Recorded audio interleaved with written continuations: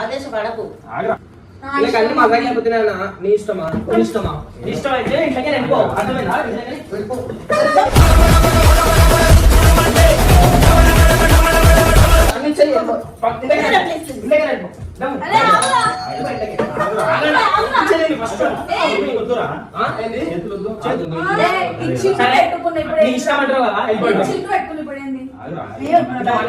ఏం కాదు.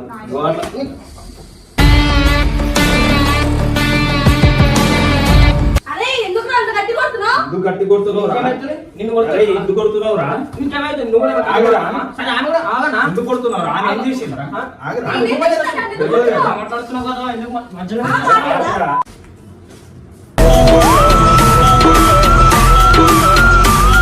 చింపేసినావు ఎందుకురా? ఎవరు రాశారు? ఏమో తెలియదు. కాలేజ్ బయటకు వచ్చి ఇచ్చివేయండి. తీసుకుంటావా?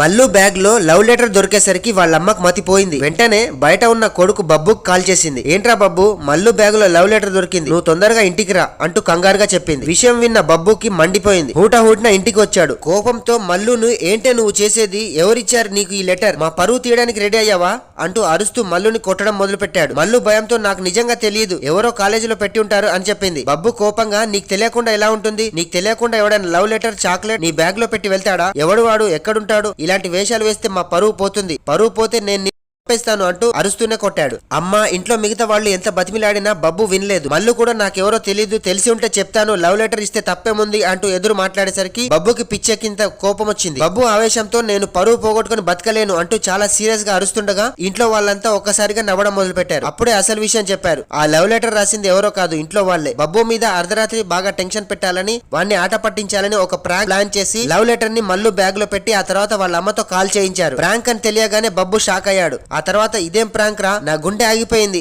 ఇలా చేస్తారా, నన్నంత టెన్షన్ పెట్టాలా అంటూ మళ్ళీ కుటుంబ సభ్యుల మీద సీరియస్ అయ్యాడు. ముందు కోపంలో మల్లుని కొట్టినందుకు సారీ చెప్పి ఆ తర్వాత ఇంత పెద్ద ప్రాంక్ చేసినందుకు వాళ్ళందరిపై అలిగాడు. అలా బయట నుంచి వచ్చిన బబ్బుకు అర్ధరాత్రి ఒక పెద్ద షాక్ ఇచ్చి ఆ ఇంట్లో ప్రాంక్ పూర్తయిందన్నమాట. పూర్తి వీడియో బబ్బు ఫ్యామిలీ ఛానల్లో ఉంది, చూడండి.